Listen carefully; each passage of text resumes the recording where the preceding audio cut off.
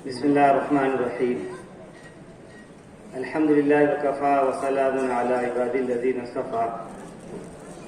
أما بعد فأعوذ بالله من الشيطان الرجيم. بسم الله الرحمن الرحيم. قال الله تبارك وتعالى في محكم تنزيله: وما أرسلناك إلا رحمة للعالمين.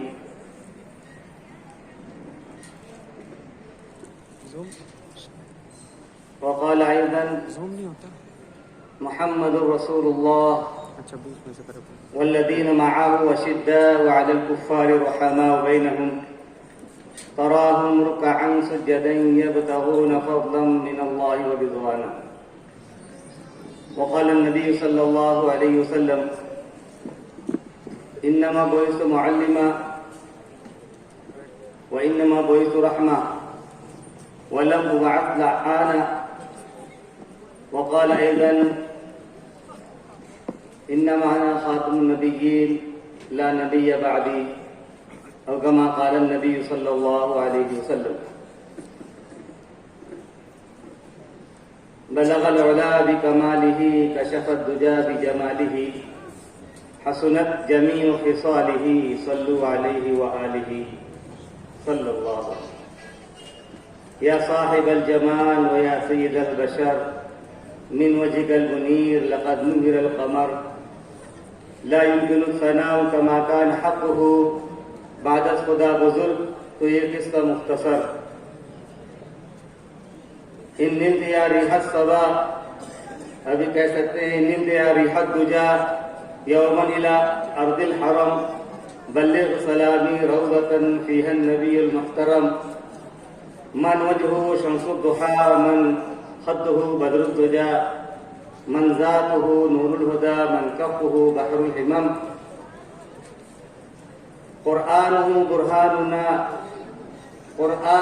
برهاننا فاسخا لأديان مزد إذ جاءنا أحكامه كل الصحف صار العدم. وہاں اصحاب نے بڑے طویل مضامین پڑھے، لیکن تھا میری زبان کا قصہ مختصر. میں نے تو بزم نعت میں اتنا ہی پڑھ دیا. بعدت خدا بزرگ تو یہ قصہ مختصر. مدح چاہیے، ورق تمام یا اور سفینہ باقی ہے. ورق تمام اور مدح باقی ہے. سفینہ چاہیے اس بحر بے قرار کے لیے. آمینہ کا دلارا ہمارا نبی، سب کی آنکھوں کا تارا ہمارا نبی، وہ یتیموں ضعیفوں کا داد رس کہ فریاد رس، وہ یتیموں ضعیفوں کا فریاد رس، بے کسوں کا سہارا ہمارا نبی. نقش پاسے درخشاں ہوا راستہ، نور حق کا مینارہ. بولیے ہمارا نبی. اس کے در پہ سلاطین عالم جھکے، عظمتوں کا شرارہ ہمارا نبی. اس کے دم سے منور دو عالم ہوئے، جلوائے آشکارا ہمارا نبی. جلوائے آشکارا ہمارا نبی. ایک معبود کے در پہ آ جائیے، صرف کے دل سے پکارا ہمارا نبی. ہے سراپا شفقت یقیناً نعیم، یقیناً ولی. ہمارے ولی صاحب جیسا بھی نہیں، ہاں ہے شرابہ شفقت یقیناً ولی. رحمتوں کا ہے دھارا ہمارا نبی. قابل احترام صدر محترم برادر اکبر حضرت مولانا عبدالقیوم صاحب قاسمی، اسٹیج پر دیگر علماء کرام، ہمارے معزز جج صاحبان، جلسے میں آئے ہوئے تمام مہمانان کرام اور عزیز طلبہ، یہ جلسہ نعت النبی کا جلسہ ہے اور مسابقہ اور مقابلے کا یہ ایک دور ہے۔ اللہ کے فضل و کرم سے یہ مکمل ہوا۔ سب سے پہلے تو جس جگہ بیٹھے ہیں یہ ہمارے بزرگ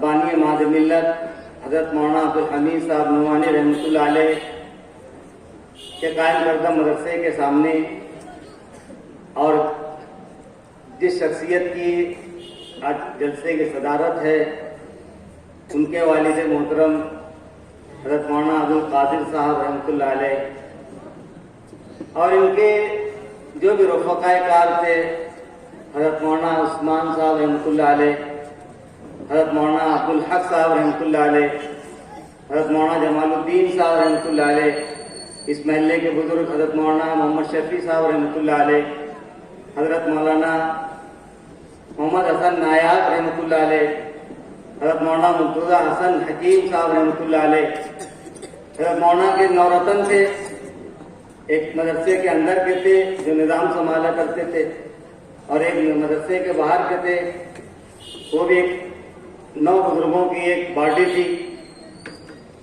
یہ بزرگوں کی یادگار ہے۔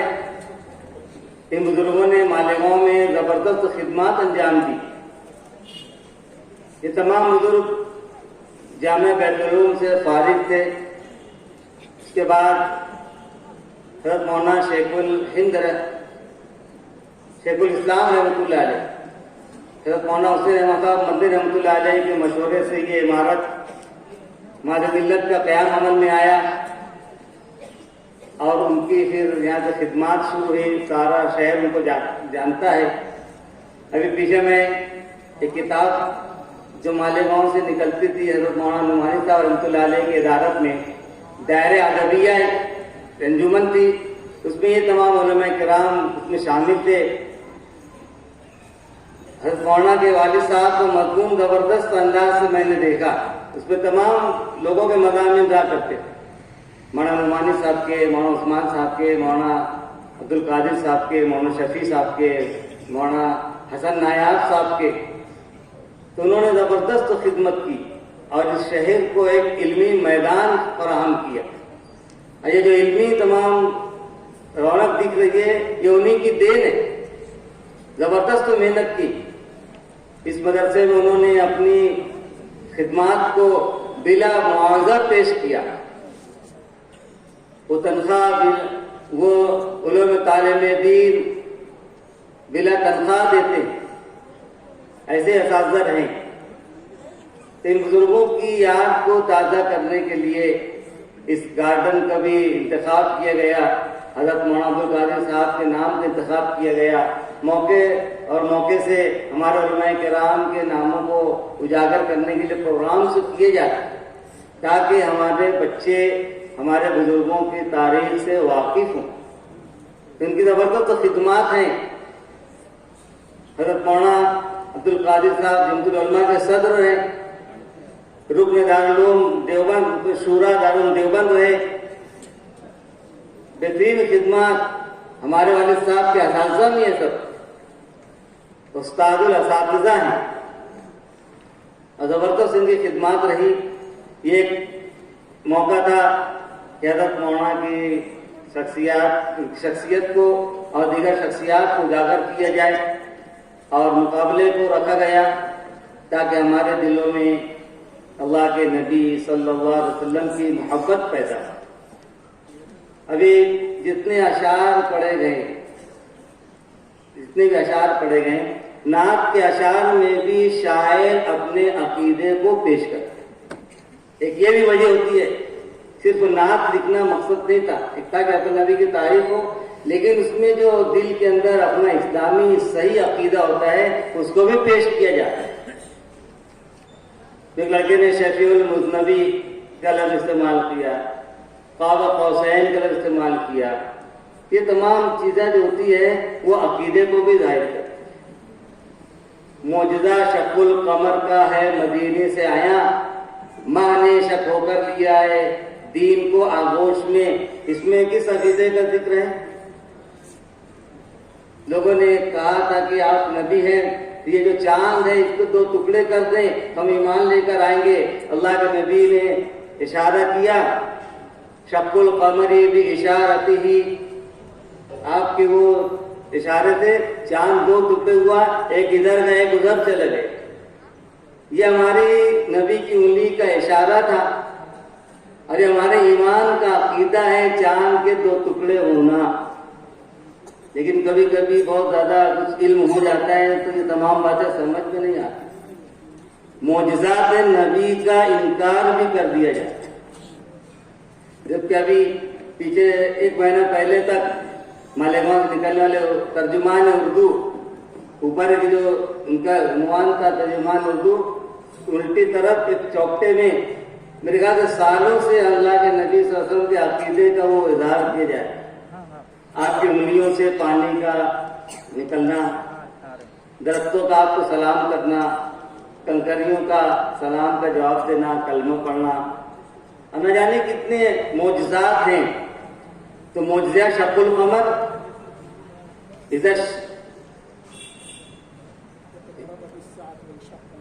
اقتربت الساعة وانشق القمر، قرآن سے بھی ثابت ہے. لیکن جب علم کبھی بہت ہوتا ہے، دینی تربیت نہیں ہوتی، تو ہمارے نبی صلی اللہ علیہ وسلم سے اس معجزے کا بھی لوگ انکار کرتے ہیں.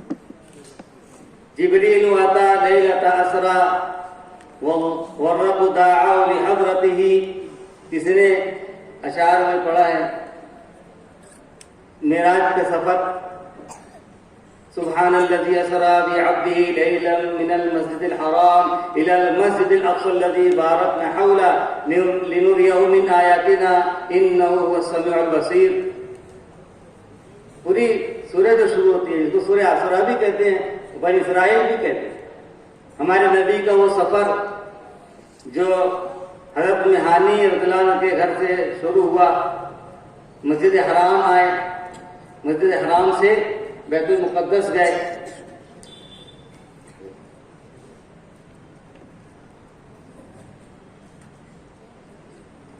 بیت المقدس سے پھر آگے چلتے ہیں، آسمان کا سفر چلتا ہے. پھر آگے اپنے نبی کے پاس حضرت جبریل ہوتے ہیں. قاب قوسین کا لفظ استعمال کیا، ایک لڑکے نے پڑھا تھا سورہ والنجم اذا هوى ما ضل صاحبكم وما غوى وما ينطق عن الهوى ان هو الا وحي يوحى علمه شديد القوى ذو مرة فاستوى وهو بالافق الاعلى ثم دنا فتدلى ثم كان قاب قوسين او ادنى. قرآن سے ثابت ہے کہ اللہ کے نبی صلی اللہ علیہ وسلم معراج کا سفر کیے اور اس جسم کے ساتھ کیے، پورے ہوش اور حواس کے ساتھ کیے. لیکن جب دینی تربیت کی بات نہیں ہوتی ہے تو یہ سفر بھی دماغ میں نہیں آتا، انکار کر بیٹھتا ہے. ایک آدمی معمولی سا جسم رکھتا ہے، اتنا لمبا سفر، اور پل بھر میں کیسے کیا ہوا. لیکن شاعر اپنے اشعار میں اس کا بھی ذکر کرتا ہے، اور اس کا ذکر کرنے کے ساتھ ساتھ وہ اپنے عقیدے کی بھی تائید کرتا ہے کہ میں اس عقیدے کا حامل ہوں، میں سفر معراج کو مانتا ہوں. ختم رسالت کے بہت سے اشعار پڑے گئے، ختم رسل تم ہوں، خاتم الانبیاء تم ہوں. ما كان محمد ابا احد من رجالكم ولكن رسول الله وخاتم النبيين. محمد رسول صلی اللہ علیہ وسلم آپ کے مردوں میں سے کسی کے باپ نہیں ہیں، لیکن خاتم الانبیاء ہیں. خاتم بھی بولتے ہیں اور خاتم بھی بولتے ہیں. خاتم لیں گے تو وہ کس کو بنے گا؟ انگوٹھی کے معنی میں، اور خاتم لیں گے تو وہ ختم سے اس کو فائل بنے گا ختم کرنے والے.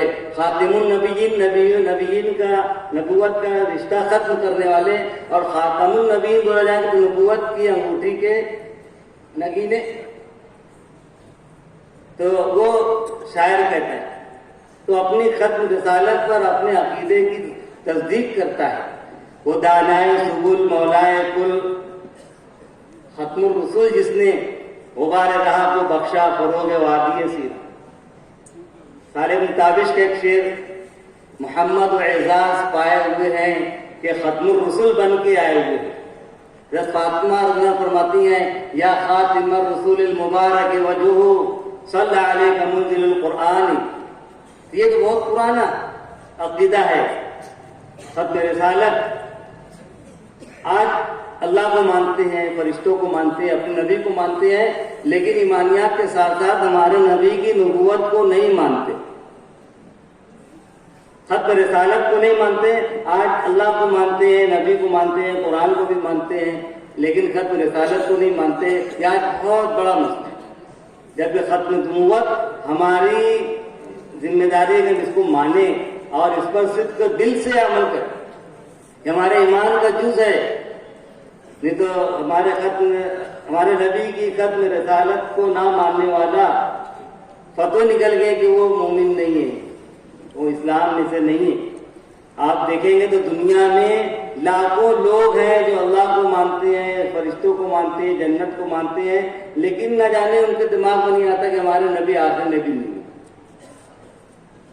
ختم رسالت کا اور ختم نبوت کا انکار کرتے ہیں۔ تو شاعر اپنے شعر میں اگر ختم نبوت کا، خاتم الانبیاء کا اور ختم رسالت کا لفظ لاتا ہے تو اپنے عقیدے کی تصدیق کرتا ہے کہ میں اس پر ثابت ہوں، اور ہم کو پیغام دیتا ہے کہ اس عقیدے کے حامل ہو جاؤ، اس کے خلاف مت جانا۔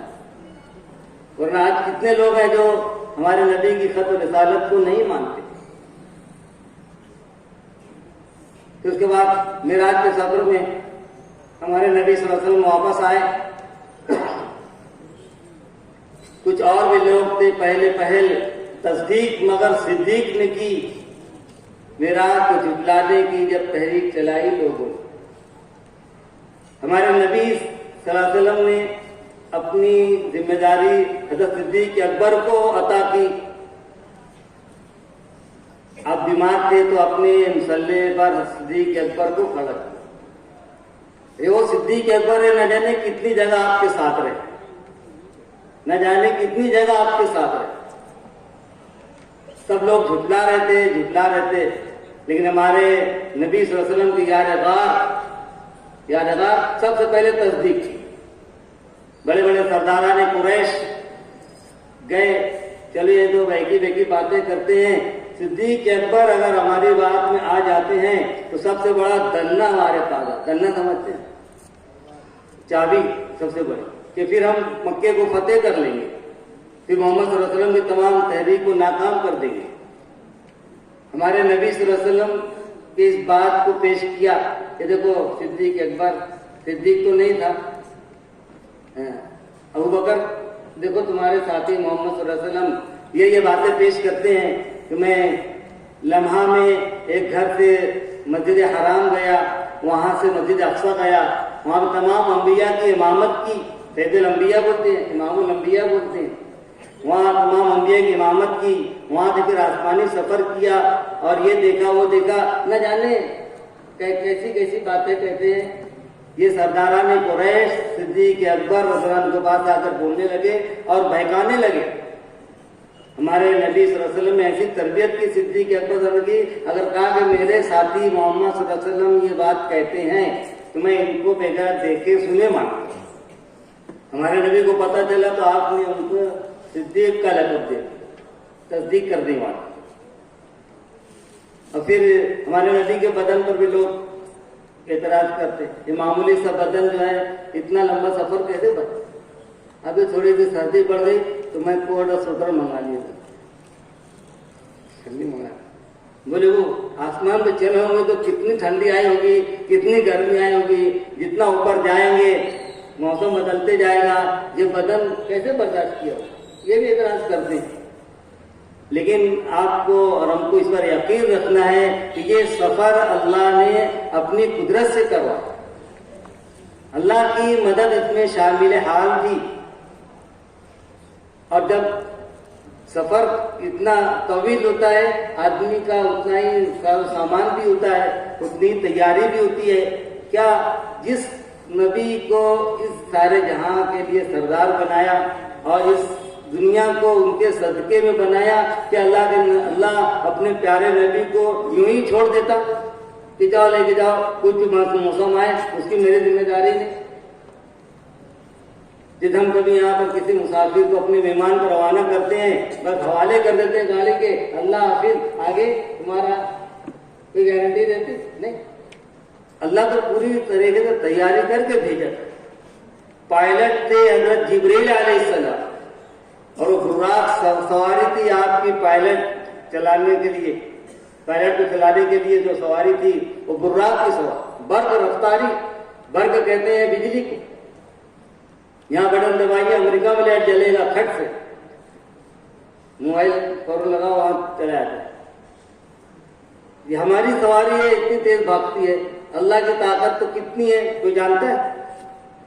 دنیا کی تمام طاقتوں کو جمع کر دیا جائے تو اللہ کی طاقت کے ذرے کے برابر بھی نہیں، ذرے کے کروڑوں کروڑوں اس سے برابر اللہ کی وہ طاقت۔ اذا اراد اللہ شیئا ان یقول له کن فیکون، اللہ نے پورا نظام کیا تھا گاڑی کے اندر کہ جیسا موسم ہوگا اس سواری کو ایسی ضرورت پیش آ جائے گی۔ اور اللہ تو بولتا ہے ٹھنڈی زیادہ پڑ رہی، اللہ بولے گا ٹھنڈی کم ہو، وہ ٹھنڈی ہو گئی۔ میرے نبی جیسا چاہتے ہو ایسا ہوا، نہیں ہو سکتا۔ وہ گرمی چاہتے ہیں گرمی ہو جائے، سردی چاہتے ہیں سردی ہو جائے۔ ہوائی جہاز سفر کرتا ہے تو منٹوں میں وہ ہزاروں فٹ جو ہے اوپر نیچے ہوتا ہے، موسم بدلتے رہتا ہے۔ سفر کرنے والے جانتے ہیں موسم بدلتے رہتا ہے، اس میں ایسی مشین ہے کہ جس مقام پہ چل رہا ہے اس کو جتنی برودت اور جتنی حرارت کی ضرورت ہے وہ مشین اس کو وہ حرارت اور برودت پیش کرتی ہے۔ اگر ٹھنڈک میں چلا گیا بہت زیادہ تو مشین کو فوراً گرم کر دیتی ہے، اور گرمی میں آ گیا تو مشین اس کو فوراً ٹھنڈا کر دیتی ہے۔ ارے ہمارا مشین میں کیا رہتا ہے؟ اسٹیبلائزر رہتا ہے نا، پاور زیادہ ہو جائے تو کم کرتا ہے، کم ہو جائے تو بڑھا دیتا ہے۔ کیا اللہ اپنے نبی کے لیے اس سواری میں نہیں کر سکتا؟ لوگ بولتے ہیں بدن کیسے برداشت کیا ہوگا؟ بھلے آپ خواب کا سفر کیے، معراج کے سفر کو بولتے ہیں کہ خواب کا سفر۔ ہمارے نبی صلی اللہ علیہ وسلم پورے دماغ، عقل اور پورے ہوش اور اس جسمانی بدن کے ساتھ کیے۔ یہ ہمارا عقیدہ ہے۔ اگر کوئی شاعر اگر اپنی نعت کے اندر اللہ کے نبی صلی اللہ علیہ وسلم کے سفر معراج کو پیش کرتا ہے تو مطلب اپنے عقیدے کو بھی پیش کرتا ہے۔ اور یہ تو سفر اپنے نبی کی زبان سے بھی بیان کیا گیا، قرآن نے خود کہہ دیا، النجم کے اندر دیا ہے، اور سورہ اسراء ہے کہ شروع اتنا قریب ہو کہ اللہ سے قریب ہو گئے۔ پھر اللہ اپنا ہم رکابی، کسی نے کہا کہ جبریل اگر آگے بڑھے تو میرا اوپر چل جائے۔ بولے اللہ کا نبی کیا آپ کی شان ہے کہ آپ اس سے آگے بڑھ سکتے ہیں؟ عند سدرۃ المنتہا۔ تو بہرحال کہنے کا مقصد یہ کہ نماز کا ذکر ہے، زکوٰۃ کا ذکر ہے، معراج کا ذکر ہے نا، اور آپ وسلم کے معجزات کا ذکر ہے۔ یہ تمام چیزوں کا ذکر کرنے کا مقصد یہ بھی ہوتا ہے کہ ہم اللہ کے نبی سے محبت بھی کریں اور جو ضمناً اس میں عقیدہ بیان کیا گیا ہے اس عقیدے کو ماننے والے بھی بنیں۔ یہ نعت کا ایک مقصد ہوتا ہے، محبت ہوتی ہے، اور پھر کیسی کیسی آپ کی صفات بیان کی گئی۔ دنیا میں آپ کو سب سے زیادہ علم دیا گیا، سب سے زیادہ خوبصورت دی گئی، سب سے زیادہ طاقت دی گئی، سب سے زیادہ علم دیا گیا، سب سے زیادہ بہترین اونچا خاندان دیا گیا۔ ہر صفت کے اندر آپ اعلیٰ اور افضل ہیں، اور دنیا میں محبت کے معیار یہی ہوتے ہیں۔ محبت کے معیار کمالات، جس میں کوئی کمال ہوتا ہے تو اس سے محبت کرتا ہے۔ کتنے ہمارے کرکٹر ساتھی بیٹھے ہوں گے، وہ کسی پاکستانی کرکٹر کو مانتے ہوں گے، کسی ہندوستانی کرکٹر کو مانتے ہوں گے، کوئی ویسٹ انڈیز کا کرکٹر ہوگا بہت اچھا، اس کے اندر کمال ہے، بیٹنگ کا کمال ہے، بالنگ کا کمال ہے، اور دوڑنے کا کمال ہے، اس کے اندر کمال ہے۔ تو جہاں بیٹھتا ہے اس کا ذکر کرتا ہے، جہاں بیٹھتا ہے اس کا ذکر کرتا ہے، اور جس سے محبت ہوتی ہے اس کا زبان پر ذکر آتا ہے۔ بتاؤ ہمارے نبی صلی اللہ علیہ وسلم سے زیادہ باکمال کوئی ہے؟ ایسا شخص بتاؤ جس کے پسینے سے خوشبو آتی ہے پسینہ ایسا؟ حضرت سلمان رضی اللہ عنہ ایک دفعہ آپ سو ہوئے تھے، پسینے شاید نکلا تو آپ کانچ کے اس کو جمع کر رہی تھی، اتنے میں آپ صلی اللہ علیہ وسلم کی آنکھ کھل گئی. بولے سلمہ کیا کر رہی ہے؟ بولے آپ تو پسینہ جمع کرتے. بولے کیوں؟ بولے ہم اپنے خوشبو ملا لیتے ہیں تو وہ بہت زیادہ مہکنے لگتی ہے. آپ صلی اللہ علیہ وسلم جس طرح سے گزرتے تھے لوگ پہچان جاتے تھے. بتا دیتی ہے شوقی نقش پا کی ابھی اس راہ سے کوئی گیا ہے. ہمارے نبی جتنے صحابہ کو کہیں ہاتھ لگا دیا ان کے بدن سے مرنے تک خوشبو آتی ہے. بولے کیوں خوشبو آتی؟ بولے اللہ کے نبی صلی اللہ علیہ وسلم نے مجھ کو یہاں پر ایسے اپنا جواب لگا کے رکھ دیا تھا, وہاں خوشبو آنے لگی. آپ کے علمی کمالات کتنی, قرآن ہے, حدیث کا بڑا ذخیرہ ہے, وہ بھی وہی ہے. دنیا کی کوئی کتاب نہیں جو اس کتاب کا مقابلہ کرتا. آپ کی کتاب آخری کتاب ہے. حضرت زین العابدین رضی اللہ عنہ کا پڑھا نا شعر, قرآن ہوں برہان فصل یادب مدد. آپ کا قرآن ہمارے لیے دلیل ہے, برہان ہے اور حجت ہے, اور اس سے پہلے جتنے دین تھے سب کو ختم کر دیا. اس میں بھی یہ ایک عقیدہ ہے کہ ہمارے نبی کا دین آخری ہے. اب آخری نبی, آخری دور ہے, آخری ہے نبی ہے, خدا کا کلام آخری ختم کی, ختم ان پر پیغمبری ہے, خدا کا پیام آخری.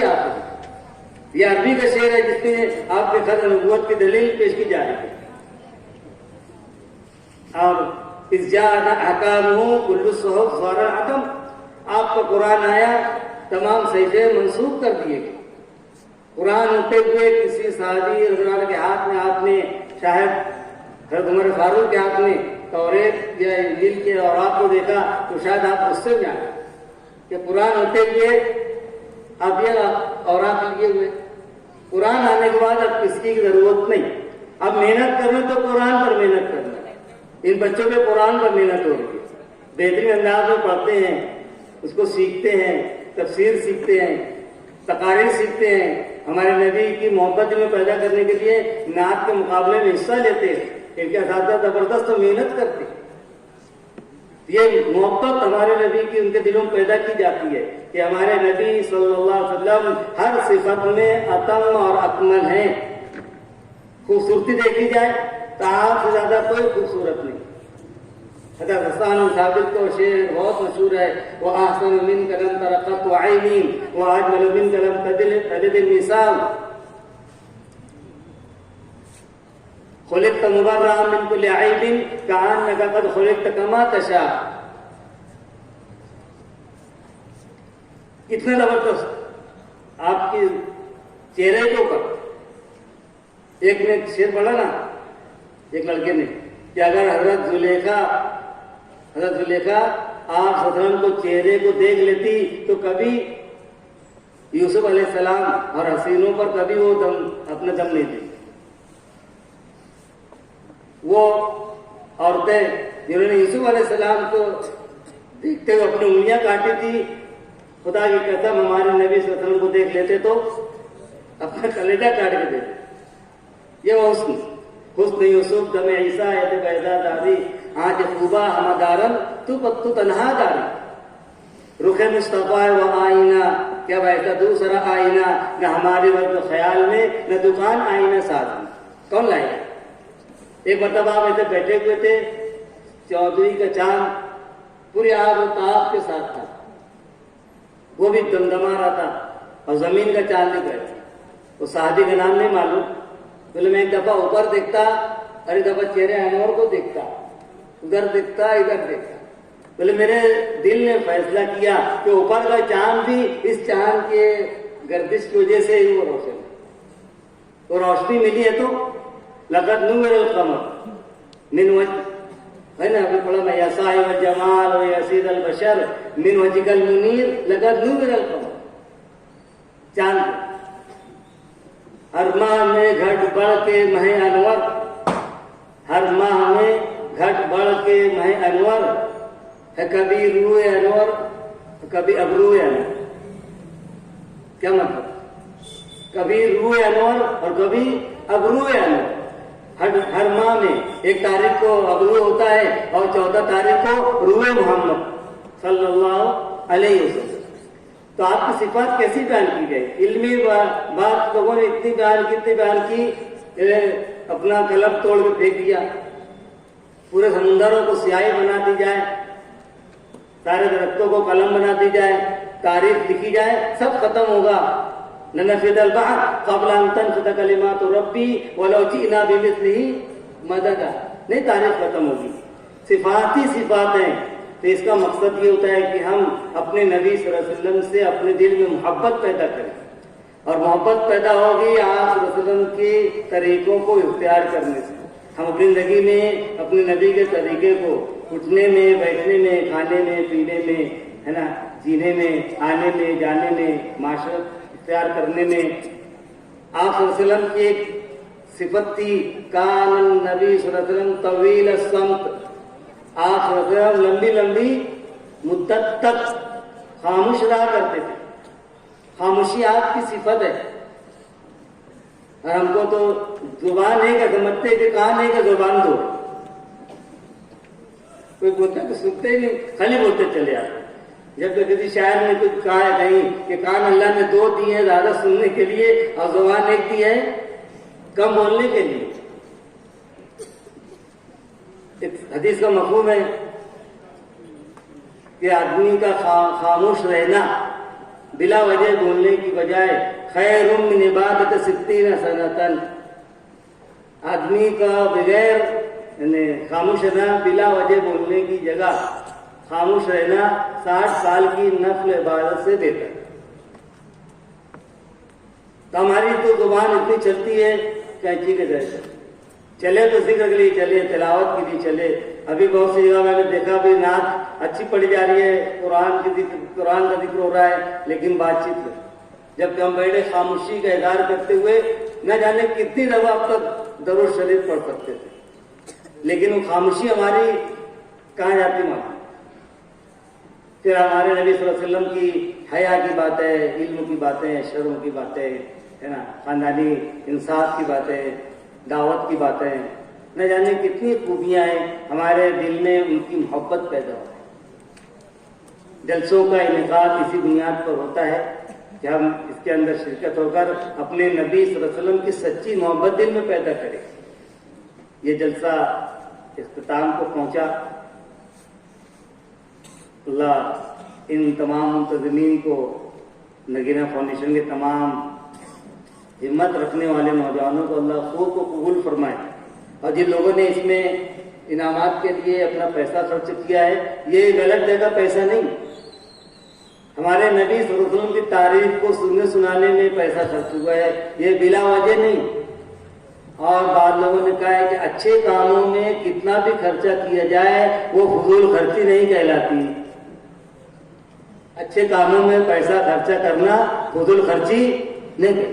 ایک دفعہ اعلان ہوا کہ غزوے میں جانا ہے, جن کو جتنی استطاعت اللہ کی جمع کرو. حضرت صدیق اکبر رضی اللہ عنہ نے کیا کیا تھا, گھر کا پورا سامان لا کر پٹول کر خرچہ کیا نا, پورا فضول خرچی ہے. ہمارے نبی نے کہا کہ میں نے سب کو بدلہ دے دیا, لیکن صدیق اکبر رنگ بدلہ اللہ کے پاس. اس دن حضرت عمر فاروق اپنے گھر کا سامان آدھا کیے, آدھا اپنے گھر چھوڑے اور آدھا اپنے نبی کے پاس لائے, اور گمان کر رہے تھے کہ آج میرا کالب سب سے آگے بڑھ جاؤں گا. لیکن ایک صدیق بھی تھے جو ہر جگہ آپ کے ساتھ ہے. کتنا کر سکتے ہیں. بلبل کیا, بلبل کو چراغ ہے, بلبل کو پھول ہے, پروانے کو چراغ بس, صدیق کے لیے اللہ اس کا رسول بس, سب کچھ قربان کر دیا. آپ نے پوچھا کہ صدیق ایک بار گھر پہ کچھ چھوڑ کر آئے, بولے اللہ رسول کو چھوڑ کر. تو آپ لوگوں نے بہت دیا انعام. یہ فضول خرچی نہیں. اللہ کے نبی کی تعریف سننے کے لیے, نعت کو سننے کے لیے انتظامات کیے گئے. ہم نے سنا کتنا ثواب ملا ہوگا, لڑکوں نے پڑھا کتنا ثواب ملا ہوگا. ہمارے بیٹھنا بھی ثواب ہی ثواب ہے. کتنے نبی کے نام آیا ہوگا, صفات کا نام آیا ہوگا. آپ کے اور بہت سی باتوں کا ذکر کیا گیا. یہ مجلس بہت اہم مجلس ہے, اور آج رات نورانی رات, مزید نور العالی نور, سونے پہ سہاگا. تو اللہ ان کو بھی خوب خیر و برکت عطا فرمائے, مال میں, عمر میں, عزت میں خوب ترقی عطا فرمائے, کاروبار میں ترقی عطا فرمائے. اساتذہ نے خوب محنت کی، اللہ ان کو بھی نوازے، ہمارے طلبہ کو تیار کرنے والوں کو بھی اللہ نوازے۔ بس ایک معمولی سی بات ہے، بہت محنت کی گئی، ہمارے طلبہ یہاں پر پڑھتے ہیں، آپ اپنے مدرسے میں بیٹھ کر مائک کے اندر ان کی مشق کرائیں تاکہ وہ مہینہ بھر مائک میں پڑھے، یہ آنے کے بعد تھوڑا سی ڈگائے نا، پوری ہمت ہو جائے۔ یہ بھی ایک مقصد ہے کہ ہم اپنے بچوں کو ہمت دے، ان کی حوصلہ افزائی کریں، اور اگر ہم کو عربی اور اردو کو مشکل الفاظ لگتے ہیں تو اپنے پڑھے لکھے اطراف کے علماء کرام مفتیان ہیں اور جو پڑھے لکھے ہوئے ہیں اردو جانتے ہیں، ان سے ایک مرتبہ اس نعت کو، اس حمد کو پڑھوا لیں تاکہ تلفظ کی غلطی نہ ہو، کیونکہ اس نعت کے اندر پڑھنے کے اندر تلفظ بھی دیکھا جاتا ہے۔ اگر کسی نے شفیع المذنبی کہہ دیا تو ہو سکتا ہے کہ مار تو کاٹ لی گئی ہوگی۔ ختم الرسول نہیں، رسول نہیں، رسول، تیسرا پارہ شروع ہوتا ہے تلک الرسل، وہ رسول کی جمع ہے، فخر رسول نہیں بولنا ہے، فخر رسول، رسولوں کے فخر۔ تو اس طریقے سے ہم اس کی گفتگو کر لیں۔ اللہ اس ہونے والے جلسے کو، مقابلے کو قبول فرمائے، ہر قسم کی محنت کو قبول فرمائے، اللہ کے نبی کی محبت میں پیدا فرمائے، ہمارے لیے ذخیرہ آخرت بنائے، اور ہر طریقے سے جو باتیں پیش کی گئی ان تمام باتوں پر کہنے سننے زیادہ عمل کی توفیق عطا فرمائے۔ آمین وآخر دعوانا۔